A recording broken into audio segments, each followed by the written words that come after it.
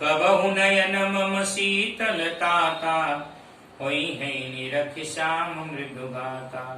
सेवकों को सुख देना और उनकी स्वाभाविक बान है। वे श्री रघुनाथ क्या कभी मेरी याद करते हैं? हे तात, क्या कभी उनके कोमल सांवले अंगों को देखकर मेरे नेत्र शीतल होंगे? बचनन आव नयन भर बारी, नाथ हौ निपट विसारी। देखी परम बिरहा कुल सीता, बोला कपि मृदु वचन विनीता। मुंह से वचन नहीं निकलता, नेत्रों में विरह के आंसुओं का जल भर आया।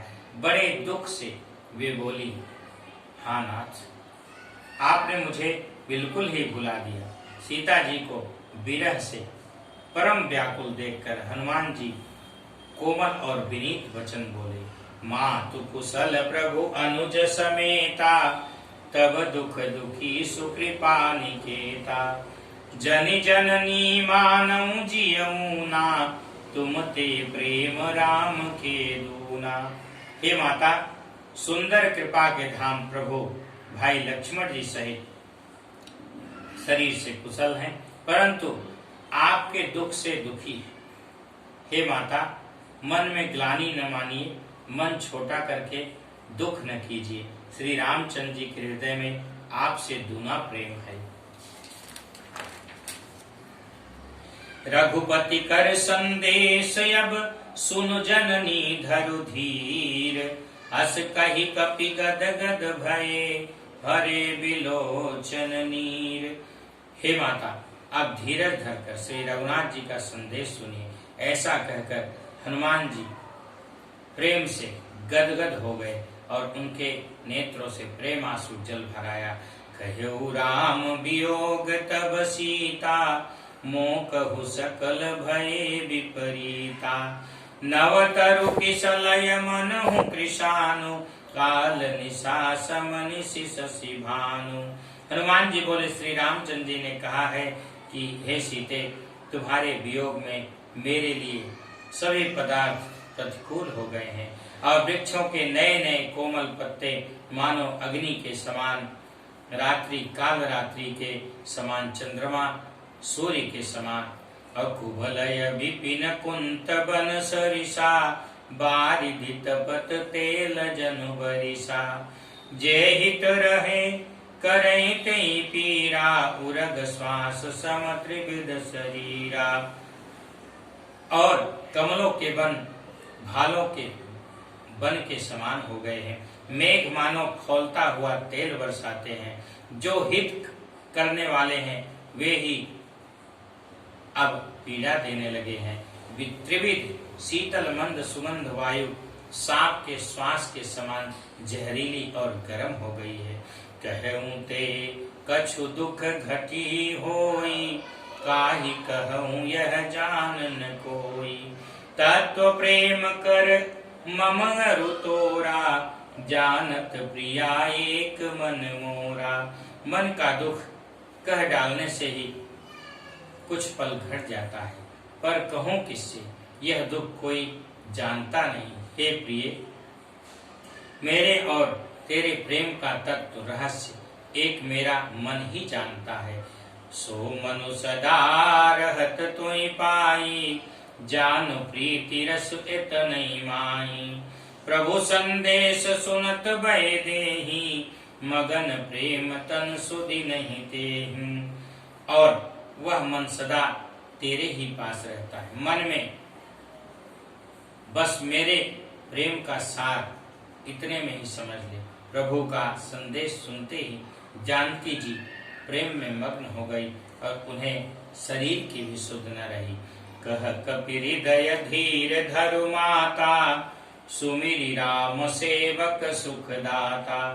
पुरयानौ रघुपति प्रभुताई, सुनि मम वचन तजऊ कदराई। हनुमान जी ने कहा, हे माता, हृदय में धैर्य धारण करो और सेवकों को सुख देने वाले श्री रामचंद्र जी का स्मरण करो। श्री रघुनाथ जी की प्रभुता हृदय में लाओ और मेरे वचनों को सुनकर कायरता छोड़ दो निश्चर निकर पतंग सम रघुपति बानु समान। निश्चर निकर पतंग सम रघुपति बान कृशानु। जननी हृदय धीर धरु जरे निशाचर जानु। राक्षसों के समूह पतंगों के समान, श्री रघुनाथ जी के बाण अग्नि के समान। हे माता, हृदय में धैर्य धारण करो और राक्षसों को जला ही समझो। जो रघुवीर होति सुधि पाई, करते नहीं विलंब रघुराई। राम बान रवि हुए जानकी, तम बरोत कहु जातु दान की। श्री रामचंद्र जी ने यदि खबर पाई होती तो वे विलंब न करते। हे जानकी जी, राम बाण रूपी सूर्य के उदय होने पर राक्षसों की सेना रूपी अंधकार कहाँ रह सकता है। अब ही मातु मैं जाहूं लवाई, प्रभु आय सुनहि राम दुहाई। कछुक दिवस जननी धरु धीरा, कपि सहित अइहै रघुबीरा। हे माता, मैं आपको अभी यहाँ से लेवा चलूं, पर श्री रामचंद्र की शपथ है मुझे कि प्रभु उनकी आज्ञा नहीं है। अतः हे माता, कुछ दिन और धीरज धरो। श्री रामचंद्र जी बानरों सहित यहाँ आएंगे।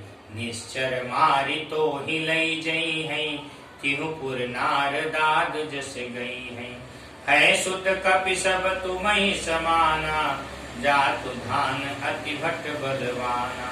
और राक्षसों को मारकर आपको ले आए और नारद आदि ऋषि मुनि तीनों लोकों में उनका यश गाएंगे। सीता जी ने कहा, हे पुत्र, सब बानर तुम्हारे ही समान नन्हे नन्हे से होंगे। राक्षस तो बड़े बड़े बलवान योद्धा है।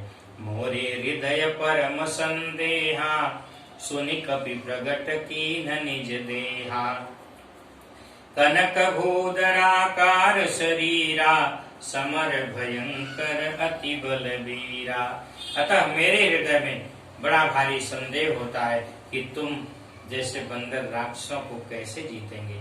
यह सुनकर श्री हनुमान जी ने अपना शरीर प्रकट किया और सोने के पर्वत सुमेरु के आकार अत्यंत विशाल शरीर था, जो युद्ध में शत्रुओं के हृदय में भय उत्पन्न करने वाला अत्यंत बलवान और वीर था। सीता मन भरोस तब भयऊ, पुनि लघु रूप पवन सुत लयऊ। तब उसे देखकर सीता जी के मन में विश्वास हुआ। हनुमान जी ने फिर छोटा रूप धारण किया।